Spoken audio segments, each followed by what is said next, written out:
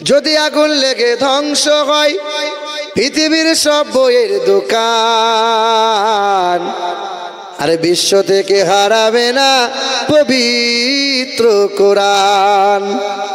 বলো কেমন করে করবে ধ্বংস, বলো কেমন করে করবে ধ্বংস তোমার আগুনের তেজ।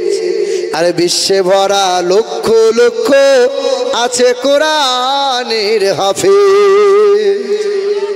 মুর্শিদাবাদে এখন নেটটা তো সবে দিয়েছে নাকি গো, ইন্টারনেট সবে খুলেছে। টানা কদিন বন্ধ ছিল বাবা? 5 দিন না 6-7 দিন? 5 দিন, হ্যাঁ 8 দিন।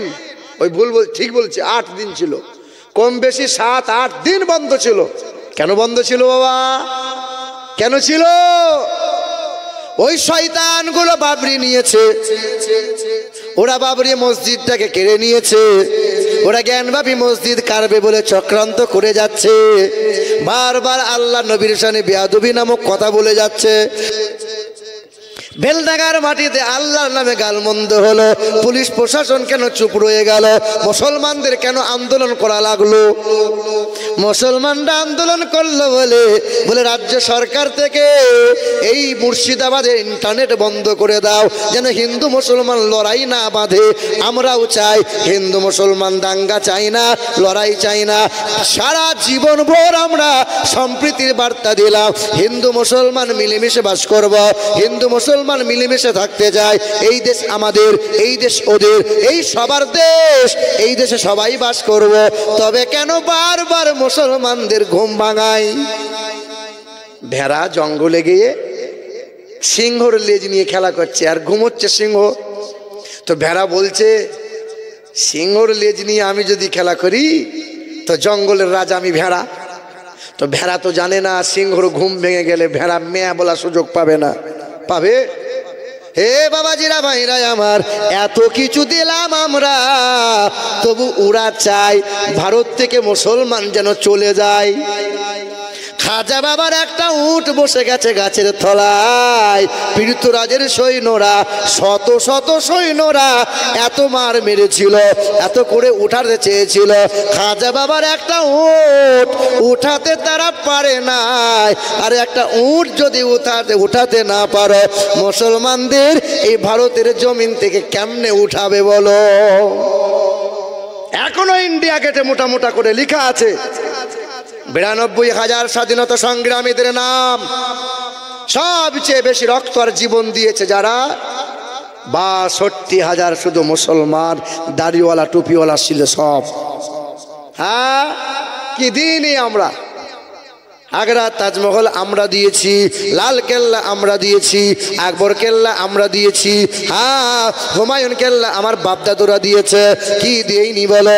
কুতুব মিনার আমরা দিয়েছি, শহীদ মিনার আমরা দিয়েছি, হাজি আলী আমরা দিয়েছি, দিল্লি জুমা মসজিদ আমরা দিয়েছি, কলকাতার হাইকোর্টটা দাঁড়িয়ে আছে আমাদের জায়গায়, 14 তলা নবান্ন দাঁড়িয়ে আছে আমাদের ওয়াকফের জায়গায়, কলকাতার মোহনবাগান খেলার মাঠটা আমাদের জায়গা, কলকাতা ইডেন গার্ডেন খেলার মাঠটা আমাদের জায়গা, কলকাতা নেতাজি ইন্ডোর স্টেডিয়ামটা আমাদের জায়গা, কলকাতা নেতাজি বিমানবন্দরটা আমাদের জায়গা, কলকাতা টালিগঞ্জ বলে একটা শহর আছে 382 বিঘা, সবটা যে আমাদের মুসলমানদের জায়গা। টিপু সুলতান মসজিদের পাশে যত জায়গা সব তো আমাদের মুসলমানদের জায়গা। এত কিছু মুসলমানদের পাও, সব তো তোমরা ভোগ করো, তবে মুসলমানদের সম্পত্তি কেন বারবার চক্রান্ত করে ওয়াকফের সম্পত্তি ছিনিয়ে নিতে চাইছো বলো? আমরা যা দিয়েছি তোদের 14 গোষ্ঠী কোনো দিন দিতে পারবে না। আর একটা কবরের ঋণ শোধ করতে পারবি না তোরা। শাহজাহান বানিয়েছিল একটা কবর, হ্যাঁ কার জন্য? বিবির জন্য। তা কম সময় বিবির কবরটা দেখার জন্য দেশ বিদেশ থেকে যে হারে লোকজন আসে আর ইনকাম হয় ভারতে, সুদে আসলে যদি একটা কবরের ইনকাম চাওয়া হয় তো ভারতের অর্ধেক মাল খালি হয়ে যাবে। সব তো আমাদের মুসলমানদের অবদান। হ্যাঁ, পুলিশ প্রশাসন চুপ হয়ে গেল। মুসলমানরা যখন আন্দোলন করতে গেল কয়েকজন মুসলমান রক্তাক্ত হয়ে গেল। আরে যেতে হবে কেন? কেন মুসলমানদের আন্দোলন করতে যেতে হবে? পুলিশ প্রশাসন কি করছিল বলো? কাউকে আঘাত দিতে চাইছো না বলো, আর বারবার আমাদেরকে খোঁচা মারবে, বারবার আমাদেরকে আঘাত করবে, মুসলমান নীরব হয়ে সহ্য করে নেবে? ওরা জানে না মুসলমান সিংহের জাত, যেদিন ঘুম ভেঙে যাবে সেদিন বুঝতে পারবে। হে মুসলমান বাবারা ভাইরাই আমার, তবে কথা ভুলে যাবেন না, ওই উত্তর ভারতের মথুরার বৃন্দাবনে 300 বিঘা জমির মধ্যখানে দাঁড় করানো একটা মন্দির আছে, যে মন্দিরের নাম হলো দেবাশির মন্দির।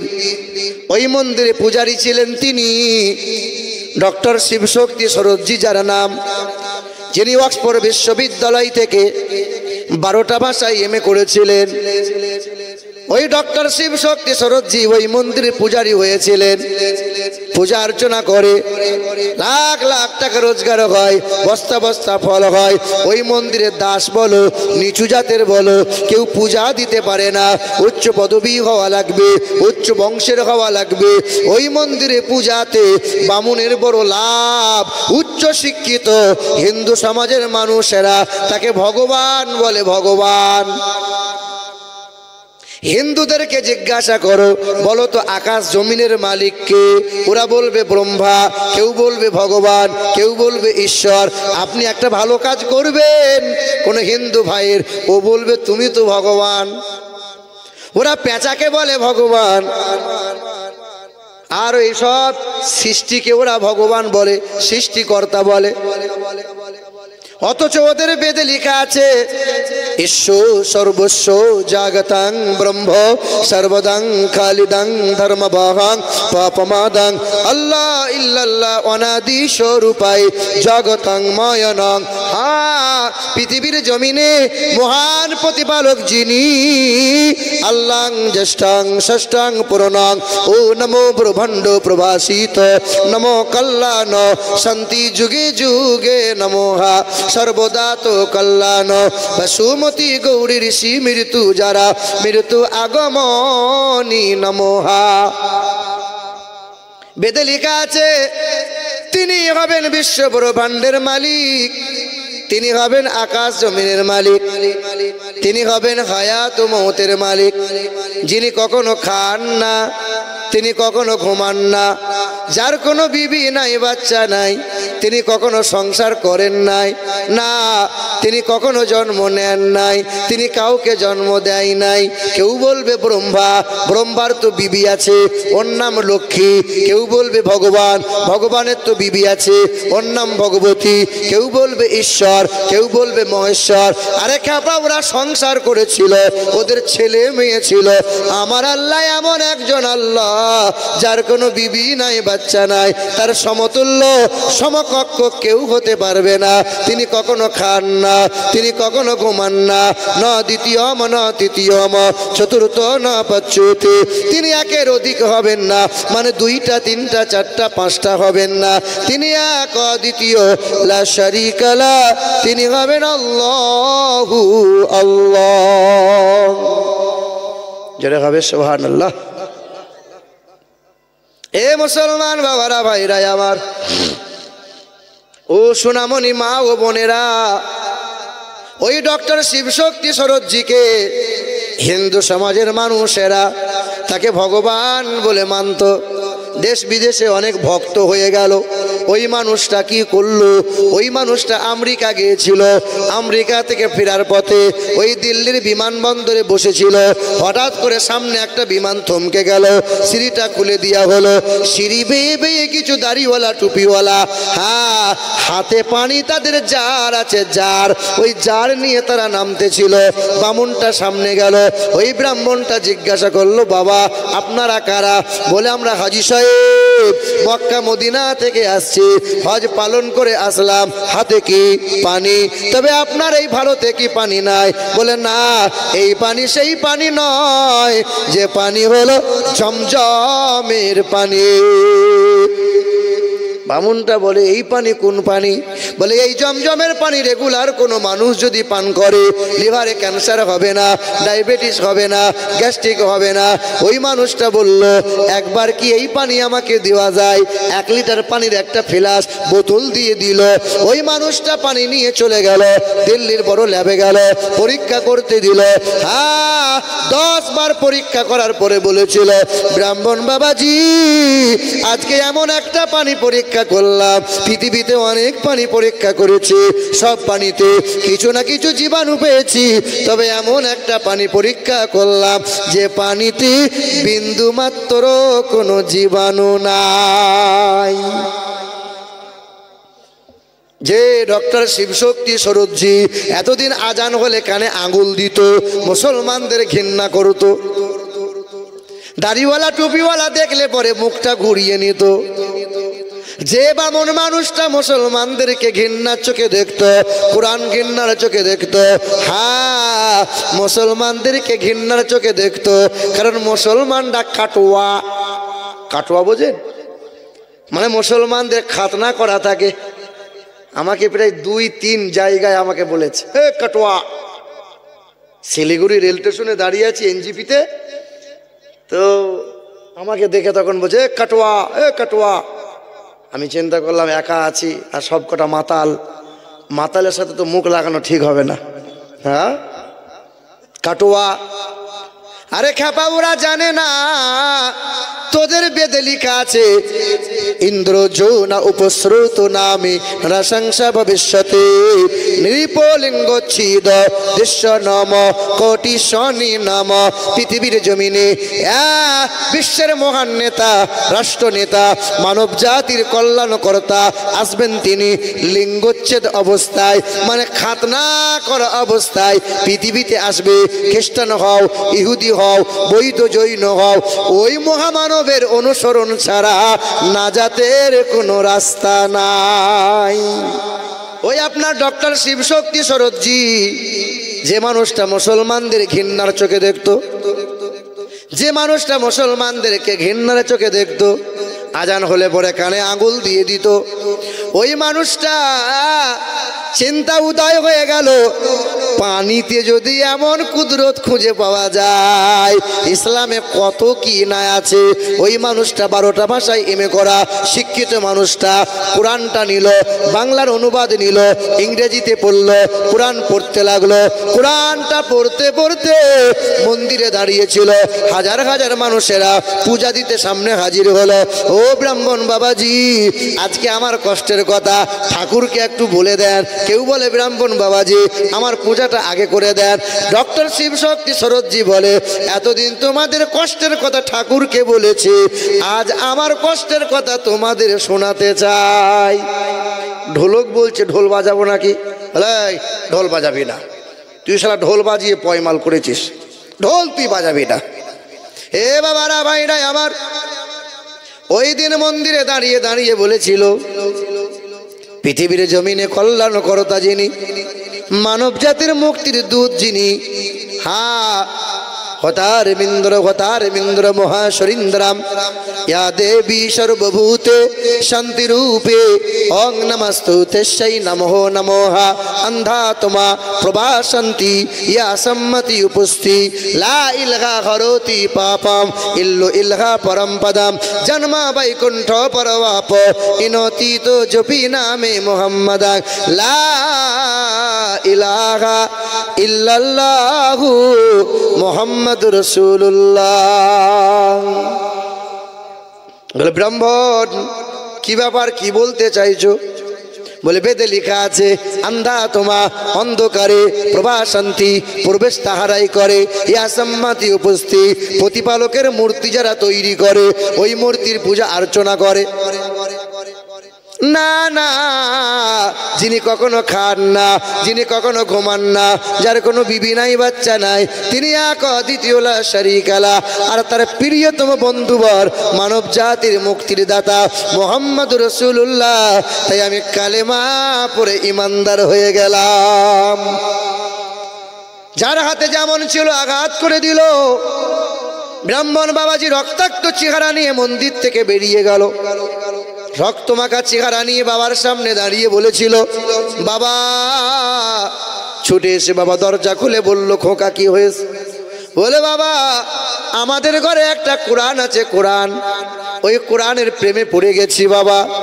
1400 বছর হয়ে গেছে, নবী মোহাম্মদ রসুল্লাহকে কোনোদিন চোখে দেখি নাই, তার চেহারা হাত দিয়ে ছুঁয়ে দেখি নাই, তবে তার প্রেমে এমন করে পড়েছি বাবা, ধনসম্পদ বাড়ি গাড়ি সব কিছু ত্যাগ করতে রাজি আছে বাবা। আমি কালেমা পড়েছি, কোরআনটা বুকে নিয়েছে। সেই দিন বাবা মহন্তং প্রীতং দাসুদাস, মায়ের নাম ভানুমতি কর, বিভিন্ন নাম অক্সপরা, সবাই তখন কালেমা পড়ে নিল। কালেমা পড়ে নিয়ে এলাকা ত্যাগ করে দিল, কোরআন বুকে নিল, রাতভর কোরআন তেলাওয়াত করে। ওই মানুষগুলো এক একজনা আল্লাহ পাকের আবিদ বান্দা হয়ে যায়। তুমি কেন পারবা না? আমরা কেন পারলাম না? বলো মুসলমান। ওই মালদা ডিস্ট্রিক্টে গাজল থানার আন্ডারে একটা গ্রামে মুরব্বী মানুষ। ওই মুরব্বী আল্লাহর বান্দাটা কোরআন পড়া জানতো না, কিন্তু সকাল সন্ধ্যা মসজিদ ঝাড়ু মারতো, আর সকাল সন্ধ্যা অজুটা বানিয়ে নিয়ে কোরআনে চুমা দিত, কোরআনে হাত বোলাইতো।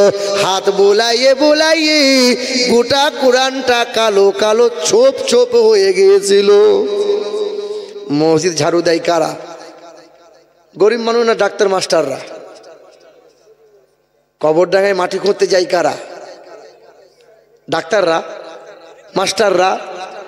ও ডাক্তার মাস্টার, আপনার বিবেকে হলো না যে আপনার মায়ের কবরটা ওই গরিব মানুষটা খুঁড়লো, তা ওর মা যখন মারা যায় কমসে কম মাটি না খুঁড়তে পারলেও কবরের ডাঙায় 5টা মিনিট তো দাঁড়িয়ে থাকতে পারতে।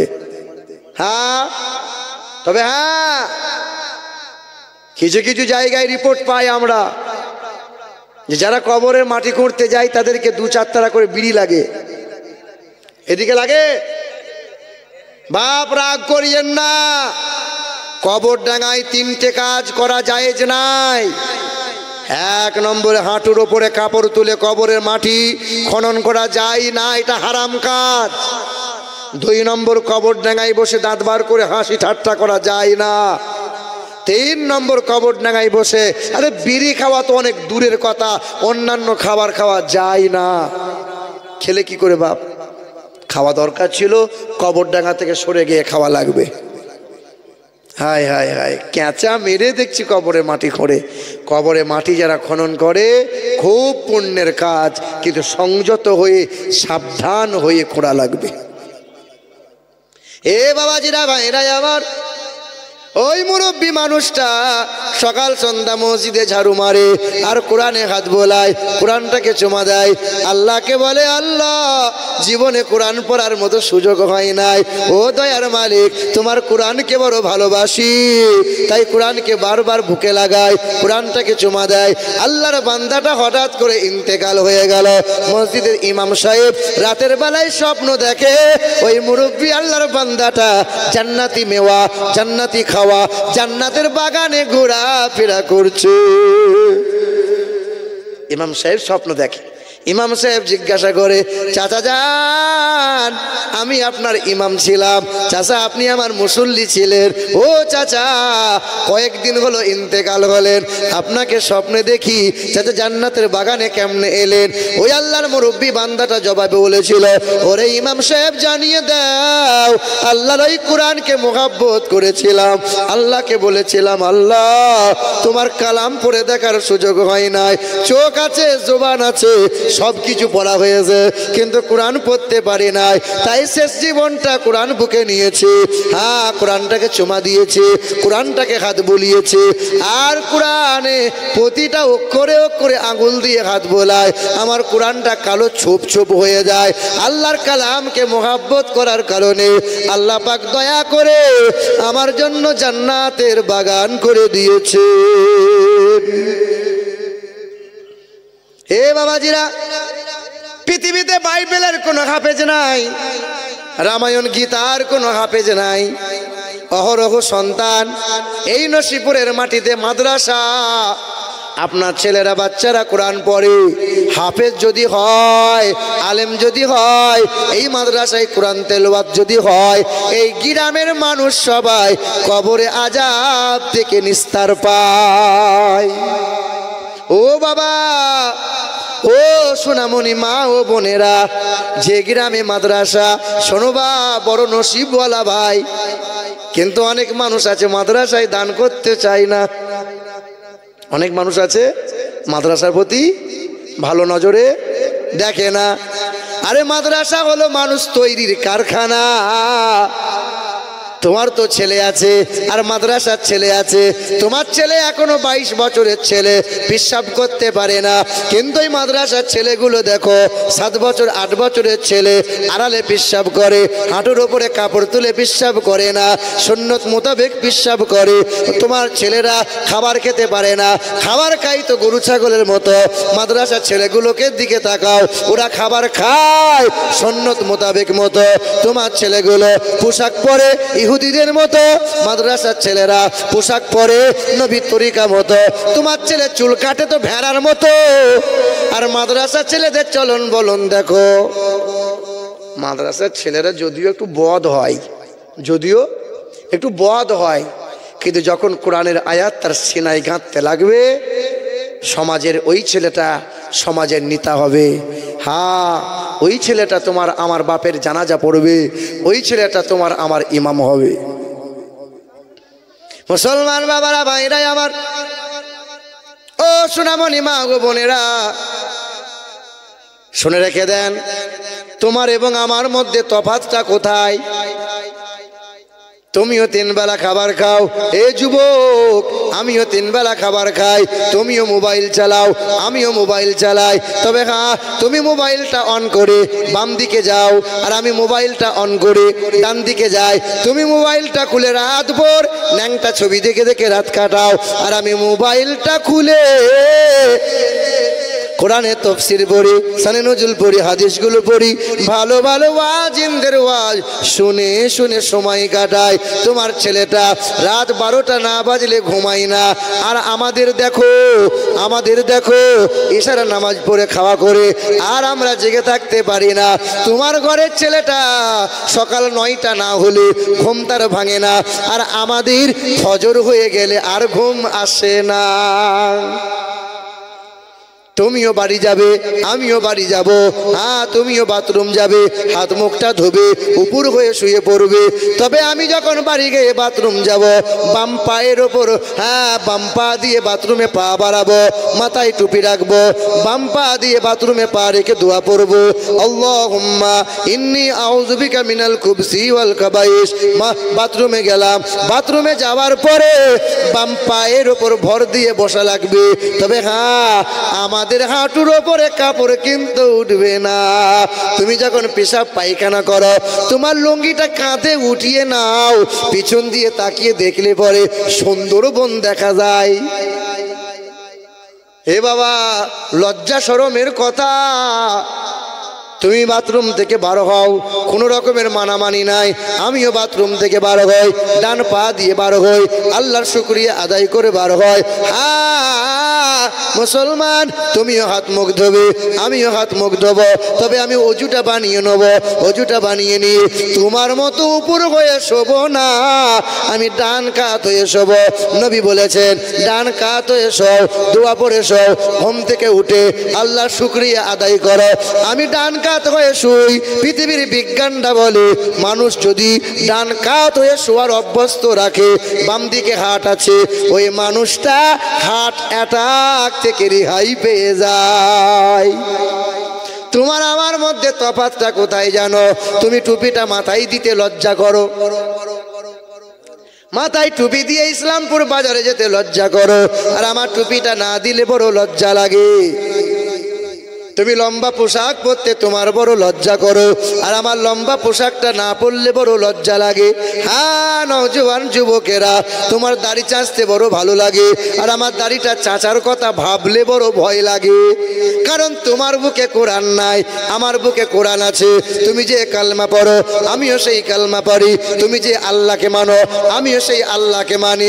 তুমি যে নবীকে মানো, আমিও সেই নবীকে মানি। তবে তোমার বুকে নবীর প্রেম নাই, আমার বুকে নবীর প্রেম আছে। তোমার কাছে কোরআন নাই, আমার বুকে 30 পারা কোরআন আছে। হে মুসলমান, যে ছেলের বুকে কোরআন আছে ওই ছেলেটা বড় হয়ে হারাম কোনোদিন খাবে না, বাপ মাকে কষ্ট কোনোদিন দিতে পারবে না।